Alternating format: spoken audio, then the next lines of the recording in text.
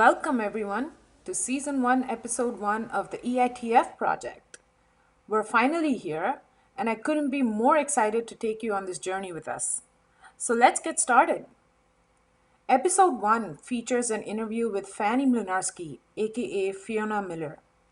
Fanny entered the tech industry with a job at Teradyne. She has since had an illustrious career as a domain expert and as a successful entrepreneur in the tech industry. She has launched two companies, Azimuth Systems and Octoscope Incorporated. She's currently raising a venture fund in the Boston area which focuses on human rejuvenation and regenerative medicine. For the EITF interview, Fanny is our first participant and she takes us through the ups and downs in her career as she answers our questions by drawing from personal experience as a woman in the early days of tech. She talks about the unwavering confidence she needed to have in herself and in her unyielding passion for her work. The episode is named The Ambitious Way because Fanny's first advice to the professional community is to start early, remarking that the ambitious usually do. She talks about what it means to channel your ambition and how one can hone it into a successful career. Fanny inspired Karthik and I to believe in ourselves, and we are positive that she will have the same effect on our audience. Enjoy the interview, you guys, and don't forget to leave your comments. Let us know if you'd like for us to ask some of your questions as well. So, apart from the introduction that I just gave about Fanny, I've been working with Fanny for about 6 years in Octoscope. She's the first person who gave me a job in the tech industry. I remember my first interview with her, and it's been great ever since. She has taught me a lot about technical as well as non-technical areas, about how to run a business, and a lot about wireless from her as well. She really took me under her wing when I joined Octoscope, and I haven't seen anyone who's invested so much in a newcomer, and I thank you a lot for it, Fanny. Well, you really have learned a lot, Nandini, and I'm very, very impressed with how much you've learned and how much you've helped us grow. Thank you. Thank you. So I'm very excited to do this interview with you, Fanny. Welcome to the EITF project, experts in their field, unknown to the world. Karthik and I are going to be asking you a bunch of questions. And we think the answers will be very useful for a lot of people in the professional community, people entering, people who are already there. Well, it's great to be here with you guys, and thanks for having me. Yeah, thank you. Yep, thanks for doing this. It's going to be fun to getting to know you more and a lot of your perspectives. Let's get started. I'm going to ask the first question. So Fanny, what was your first job? And what is the one piece of knowledge that you learned during this job that you carry with you today? So I don't know how far back you want to go. I had all kinds of odd jobs, and I learned a lot on those odd jobs. So I did everything from, I was an Avon lady, just trying to sell makeup door to door. And then I was a typist. And I worked for a temp agency as a typist, and then a secretary, answered phones. Wow. So I did all kinds of stuff. I started early because I just really wanted to work. It was an adventure, and I recommend every young person do that. And I think ambitious ones do that anyway. But let's go to my first tech job. And I was hired by Teradyne. I finished Columbia University in New York City. I worked for Teradyne in the summer between my junior and senior year, and loved the people and the technology. In the meantime, I also worked on Wall Street during school, and I was a programmer, and that was in the 1980 to 83 time frame, where programming was not a common job, and it was not a common thing to do. And on Wall Street, they were just adopting it. They were pioneering computer usage for analysis. So I got hired into one of the trading firms to write software to analyze the yields on the stock options. So was it the Fortran days or the CE days? It was Fortran. I programmed in Fortran and BASIC actually on a PDP-11. And I remember we got a new PDP-11, which was a big deal. And it had this gigantic disk, like this gigantic plate with a handle. And I remember my manager telling me, just 10 megabytes. If you ever have more data than that, then you don't know what you've got. I felt like I could stay, and but I really wanted, I was learning both computer science and electrical engineering, and I wasn't getting enough electrical engineering. And I was very, very curious. I really had the hunger to understand how everything worked. So in my senior year, I asked to be given a project. I did a project, a little cybernetic vehicle that followed a flashlight, and I got it working. So I started doing electronics, and I didn't really want to stay in software, although there were a lot more opportunities for me to stay in software. But Paradigm gave me a hardware design job, and so I moved to Boston. They moved me. After my summer job, I went there full time after I finished my senior year. And I worked and I learned a lot was very high caliber engineers there. And they did some pretty complex stuff, analog RF design. I stayed there a year and a half. And then I decided I needed to be in a smaller company. Just instinctively, I didn't like the big company structure, didn't see that I was going to grow. There wasn't room enough. I didn't see that I was going to grow. And I've always wanted to start my own company, and it would be hard to do with just that experience. So I went and found Chipcom, which was doing Ethernet, 10 megabit per second. Ethernet was very, very fast at the time. That was the time of 19.2 kilobit per second. That's what we used. And 10 megabits per second, again, like that 10 megabyte disk drive, it seems like, why would you ever need that, right? Yeah. And so here we are with 10 gigabit. Yeah, that's what I was going to say. Now over the air, right, Nandini? Yeah, yeah. So anyway, so that's kind of how my early career went. You've had a very interesting career journey. I didn't know the pre-tech stuff, actually. That's nice to hear. Yeah, it's interesting hearing you talk about Fortran and Basic and how your manager was telling you executing code. I've always wanted to look at how the pre-Python and the pre-Java days looked like, where you just had memory cards getting inserted and then waiting for a week to get results out. And that's always been fascinating in terms of how the evolution of computers and programming languages ended up happening over the timeline. Yeah, I worked with the cards in college, IBM 360. You had to read in your card. You went to the reader and read them in. Hours later, it spit it out and told you had a bug or you missed this period and whatnot. So for someone entering in this industry, what's one piece of advice you would give, and why would you give them that advice? So here's the hard thing, is that what drives us and what makes us happy is having a purpose that we work towards, right? Something that excites us, we get engaged and you get in the zone, if you know what I mean? And then you just, now, I mean, my experience, it doesn't just, dawn on you what it is, right? You have to put in some work to get to know a new skill, let's say, a new area of technology before you actually get engaged and get excited. So there's a little bit of a chicken and egg thing. But as a young person entering the industry, you won't necessarily know, but it's important to understand that that's what you're looking for. When you start working in a new area, give yourself time, be disciplined, learn it. And you're there to learn in the first few years of your career. You are not ready yet to do anything on your own, but at the same time, observe what it is you like, but you don't know that until you work it, right? So you have to kind of decide, and that purpose, it can change every few years, every 10 years, it depends, right?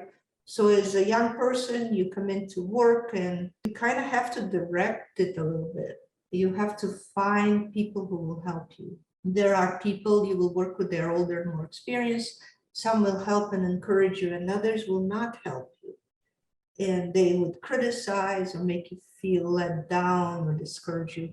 You have to watch for that. You have to be conscious of it. Yeah. And find the ones who will help you, try to work for them or with them. You have a lot of choice. Sometimes you don't know that you have choice, but you do, and you can try to speak to people who have the influence to put you in the right place. And good managers always look at people's talents and see where they really fit and try to help them have the right fit. Having said that, again, you have to be conscious that maybe you don't know until they've worked at it a little bit. Like Nandini said, she came and learned a lot. And when she came right out of school, like a lot of kids come out of school. I don't expect them to know anything. They don't know anything. We have to help them learn and see what sticks. Where is it? I have to watch as a manager, and I think you have, man, and really listen and observe and see where these kids fit and help them sometimes develop the right skills. I still remember my interview with you, Fanny, like it was yesterday. I was trying to enter the wireless networking space, and I had no idea how to ping an IP address. I remember talking to you, and I just said, I don't know a lot of the questions that you're asking. I don't know the answers to them, but I'm willing to learn, and I'm enthusiastic about it. And I still ask you, I think a couple of times after that, I've asked you, why did you hire me? You taught me a lot about what I was missing when I first joined the job as well. I didn't know that the networking piece and the IP addressing piece was what I was missing. At the time, I was terrified that I didn't know. But I guess once I learned, it kind of clicked like that. So. Yeah, no, that's a good question. And I guess, how do you hire people? And that's very, very hard. Some people interview well, they have nice personalities, they're engaging, you like them, and we all make emotional decisions. Yeah. Some people don't interview well, but are incredible contributors. Yeah. And I have worked with my two co-founders, Ron and Jim. You can classify them as antisocial. They're amazing, amazing engineers. And Yeah. So you have to be aware of it again, that you are emotional, you don't know for sure until you work with a person. So we, as you know, at Octoscope, we ended up with a very kind of diverse team without trying. We just hired people. The one thing is, if they don't work out, you have to let them go to find a place where they're more suited. So I think the answer is you will never hire perfectly, and you should just get the people in, whoever is there, and not prejudge, throw them in the water and see if they can swim, right? But in the end, none of us can advance a company on our own. I can't do it without the team. And so we need to understand it and be willing to work with the team. At the same time, bring a lot of our own passion in. Yeah. And make our mark and know how to make our mark. Even if it's a male clerk, I would like to see some ambition, a person who wants to grow beyond that starting job. I have one more question, and I think I've been wanting to ask this for a while. What is one thing that you learned during the growth of your career that you had to unlearn to move forward? And what was one of the biggest challenges you had during the growth of your career?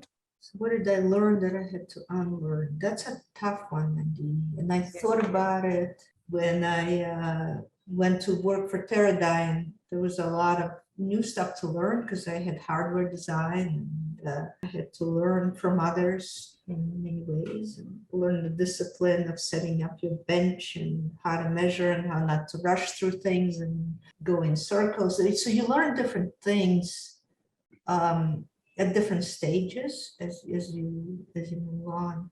I don't know that there's one thing. And what did I, it's for me, it was more like advancing, and it's a new challenge. I think in my case, it's more of a, I had to develop confidence that I lacked.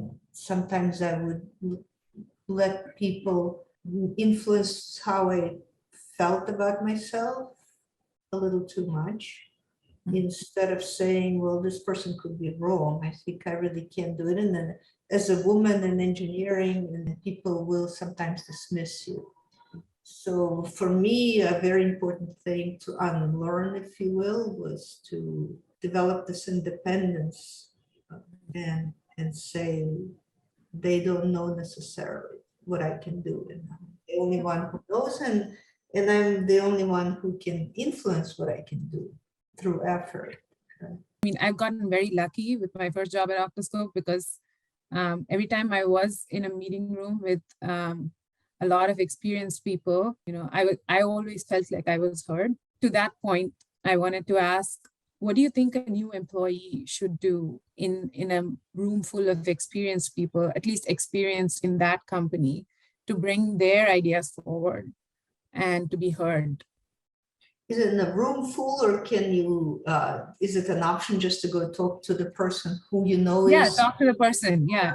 Yeah. so sometimes in a room full is not the best place because Yeah. people forget who brought that idea. You sort of remember it was discussed, right? And if Yeah. it's your idea and if it's dear to you and you want to advance it, I would go find the person who's helping me, my mentor who's supporting me, and share the idea, get their feedback, ask them how to best advance it, and maybe be given special time at a meeting, ask that person to, Yeah. help you present that idea, something special, let's say Nandini has to share with us. So let's give her some time, and that person would help you. That's how I would do it. Preparation is key for whatever you're doing, and demos are key. Yeah. Because people don't understand abstract ideas. Like you can say the Octobox has, web-enabled graphical results, real-time results. But it takes your demo, Nandini's demo, to get that throughput plot ticking and to get the RSSI and to get the MCS and the number of streams that you can line up, to get that PCAP capture and see how we can analyze a roaming cycle. And that is what sinks in, right? So it's preparation, but it's also visualization. It's also concrete versus abstract. Abstract goes in one ear out the other. I've always believed that the work you do outside of your 8-hour schedule is the work that you equally feel passionate about. So what advice would you give for someone who's wanting to start something outside of his or her 8-hour work schedule? So this may just be my experience, is I was never successful. I've always wanted to start a company from the day one I got out of school. And I was not successful doing it outside a full-time job. For one reason, I would always get passionate about my job. And I was working 60-hour weeks because I was learning and I was just there, and that was my thing. And so personally, I could not do two things like that. And I found it an opportunity to start my job when I asked to be laid off. It was in 2001, if you remember the bubble burst on tech. Yeah. And I was at Hewlett Packard, just turned Agilent at the time. And I was at Agilent because they acquired my previous startup and they were laying people off. And I volunteered. I said, can I get the package, right? And that gave me 8 months of pay. And at the time I had a small baby, my son was a baby, and it was a very risky thing to do. And my husband supported me, and I had that 8 months of pay, and I went out and found a partner. We did develop a business plan, and at the end my partner peeled off, but I went ahead and raised some capital. I raised $6 million to start Azimuth Systems from venture capitalists. There were almost no companies got funded because there was blood in the streets. Yeah. And my $6 million made top 10 investment of the year, 2002, right? Yeah. After 8 months, and I just ran out of my severance, and my husband was home with the baby, so anyway, so we got started. But that's the only way I found that I could do it, is I full-time focus. That doesn't mean that's how it's going to work for everyone, but that's my experience, is you need to focus. You need to find a way. Yeah. Give yourself that time, and it's going to be risky. But without full-time focus, you won't. And even in that 8 months that I had, it wasn't instant, like I knew exactly what to do. There were many ideas to try and say, oh, somebody's already doing it. Oh, this one doesn't have a market. And then finally, boom. And you have to be patient, and you do need the time. It's possible maybe you can do some of that pre-screening of the market Yeah. part-time, but when you want to go develop your business plan, you kind of have, that's my experience. I had to full-time go at it. One of the things that I have seen, at least from all my days at Octoscope, is you're kind of like a poster child for work-life balance.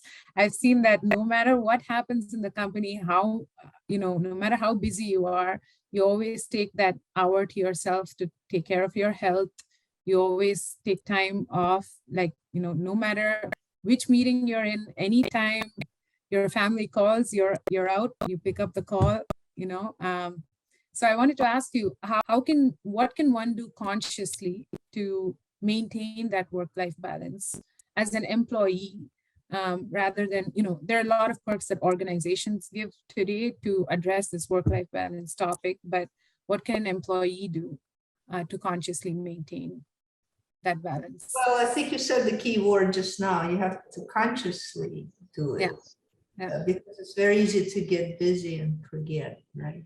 Yeah. And you have to know what's important to you and at what stage of your life. When I was a young engineer, I didn't have a balance. It was all work. I did not, I would get home or leave early and get home late. I was just at work. I'm watching my son do the same thing now. He's 21 in the lab. He's the first one in the lab where he's doing a project, biochemistry, and then the last one out. That's what he's doing.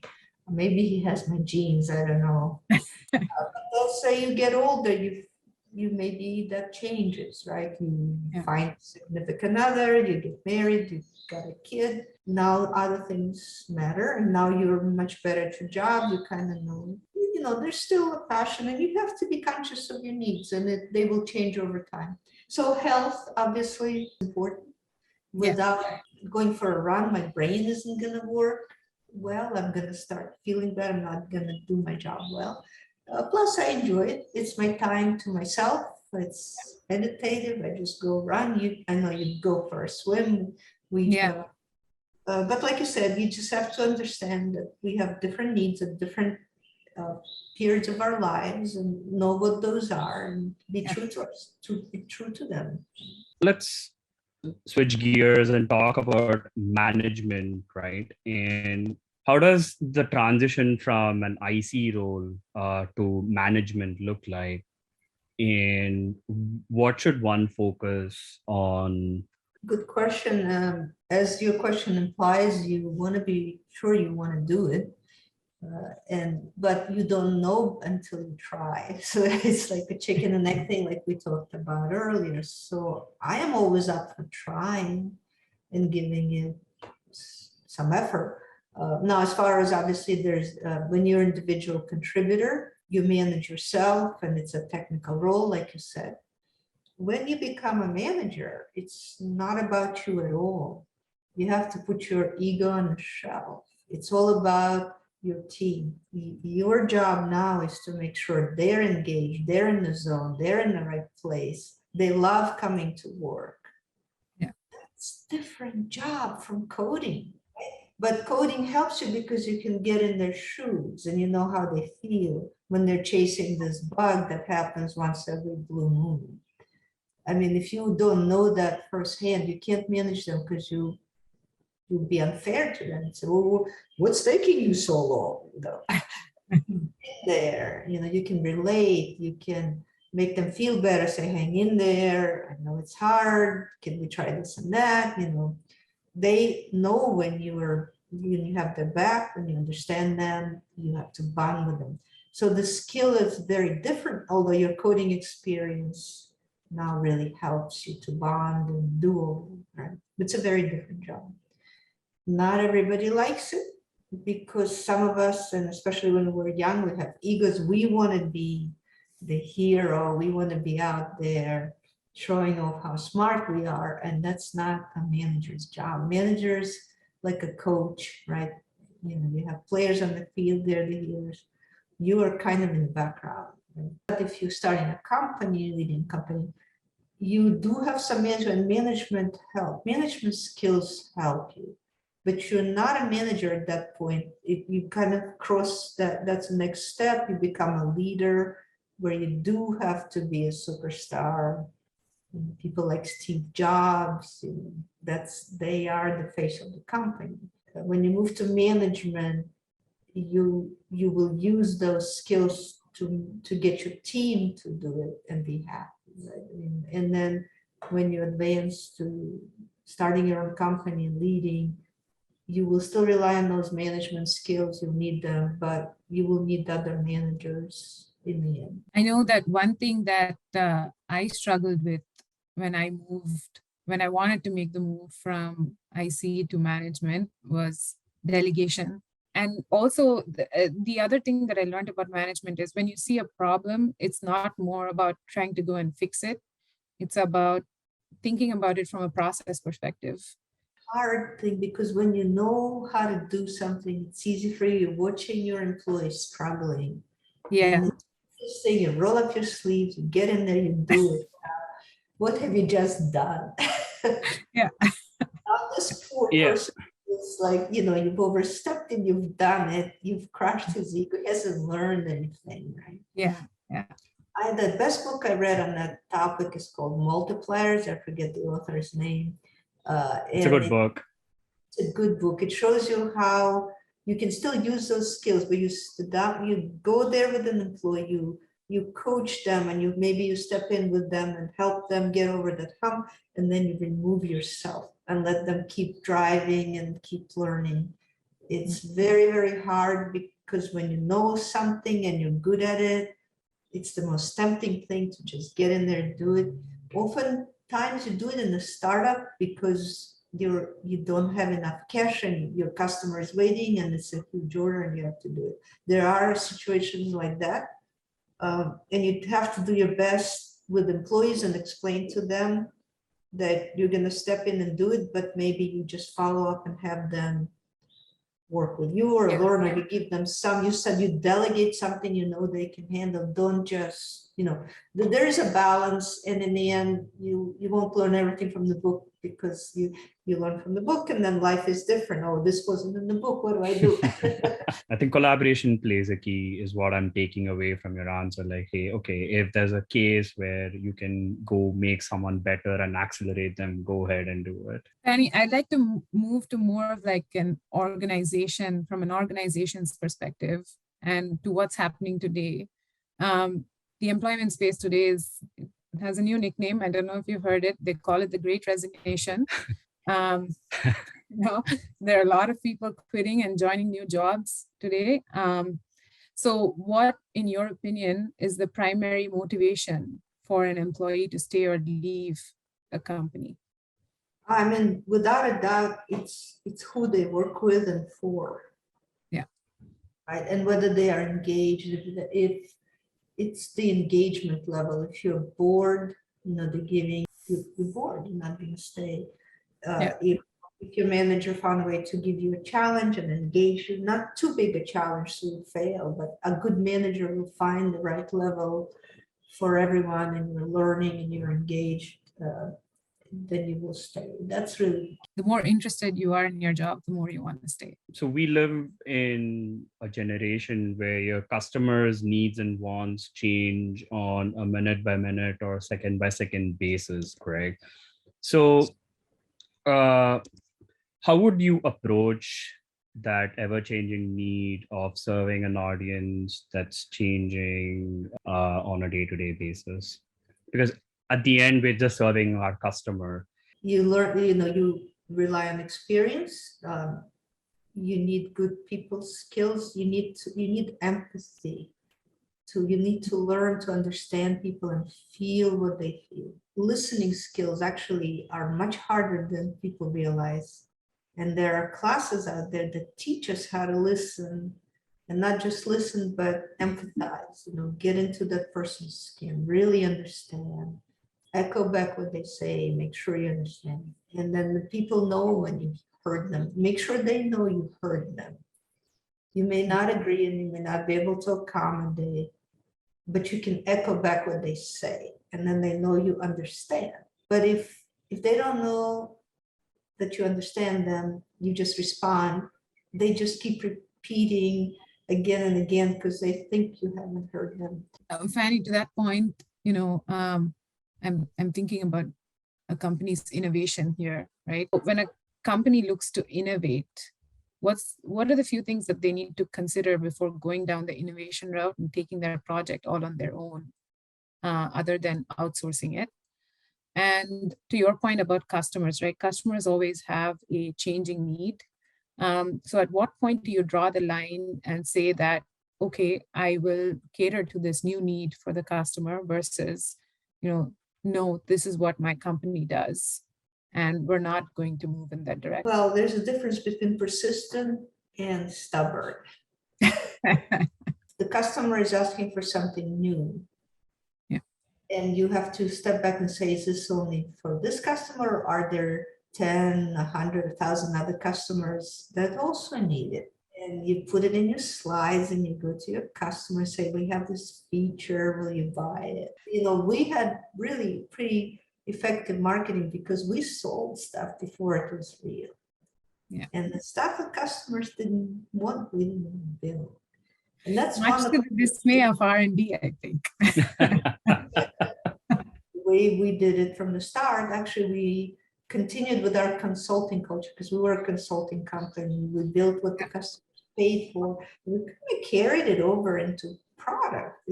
Although we have a platform, take it here or there. Where do we take it? Well, if somebody is willing to pay you and you test market and a few other customers are willing, take it there.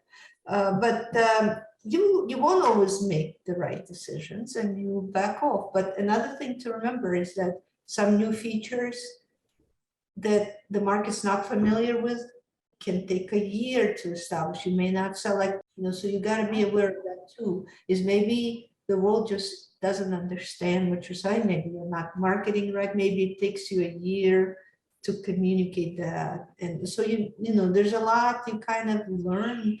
You learn your customer base, you learn the dynamics of your market. I'm sure you've heard this term called, we live in a digital economy with the cloud, AI, data science, cryptos, and all of this. And all of these impacting organizations in some shape or form, some wanting to embrace it, some not wanting to embrace it. It's a two-part question from my end. The first question is, in this ever-changing digitization era that we currently are in, what does an employee do? And second, what does a company do to stay relevant and not be obsolete? And it's a good question because the right tool, you have to invest in learning it like anything else. You don't know if it's right, you got to invest some time. Maybe it's right, maybe it's not. And how do you find the time? You're busy, you're always rushing around. So it's one of those things, you don't take the time to learn the tool, and then you end up spending a lot more time. I see it like with simple example, even Word and PowerPoint. I took the time and I learned a few tricks, and I can drive that PowerPoint and do with it that nobody can do. And I try to go to the team and say, can I show you a few tricks? Well, I know PowerPoint already. I know how to do it. And they don't. And so I said, so okay, sit down with me, give me 5 minutes and I'll show you a few things. So, you've got Slack, you've got Jira, And at first you don't want to learn them because you write in your notebook, you have your way to do it.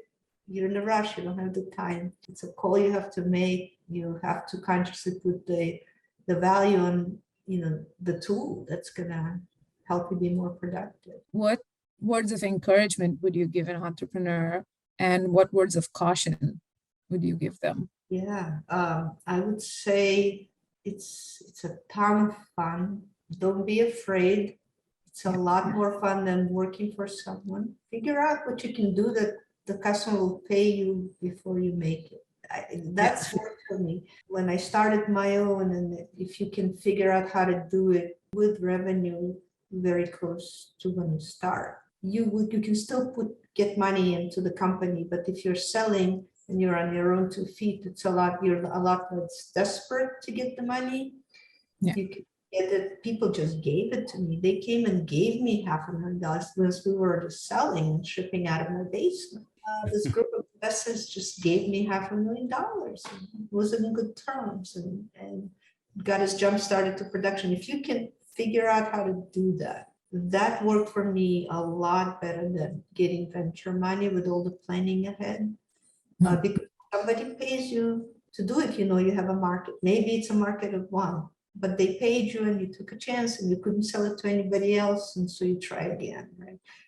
In the end, take your time. You're going to be an entrepreneur. You're in it for 10 years. Nothing's going to happen in less time than that. Just build the value, figure out who your customers are, try this and this and this, and something will be successful. None of us are geniuses. We just persevere, we stick with it, and something works. You got to have your antennas tuned. So it was interesting because I was reading this quote the other day from Edison where he says, hey, it takes 1% inspiration and 99% perspiration to be a genius. What's one common trait that you see in successful entrepreneurs that you've discerned from all of these people? A lot of work to implement something. To be successful, you really have to learn to think on your feet. Going back to, you're not going to learn everything from the books. You're going to fall and hurt yourself and get up and try again. You have to be mentally prepared that you're not going to succeed right away. It's a long road. You have to enjoy what you do or you won't be able to persist. Well, that was great, Fanny. I think I learned a lot about you, but I learned a lot about how to approach the industry as well. We have a common question that we ask all the people that we interview. How would you define success, Fanny? Okay, so I do think money plays a role. Now it depends on your goal. Let's say if you're a technologist and you're not making a lot of money, you're working on the wrong things. But if you're a teacher, your rewards are different. If your students don't get into Harvard and Yale and become great, then you're not meeting your goals. So there are different measures, depends on the mission at hand. Yeah. Thank you for chatting with us, Fanny, and thank you for being the first participant on the Experts in Their Fields project. Yeah, for me personally, I learned a lot, at least in terms of your perspectives on organization, management. So it's been great fun, guys. Yeah. Thanks for coming up with really good questions and making me think back through my life. This was a lot of fun, and I appreciate your reaching out to me. If you liked that video and you want to see more of us, follow us on our LinkedIn page at the EITF project. Click the follow button and you'll get more updates when we post more videos.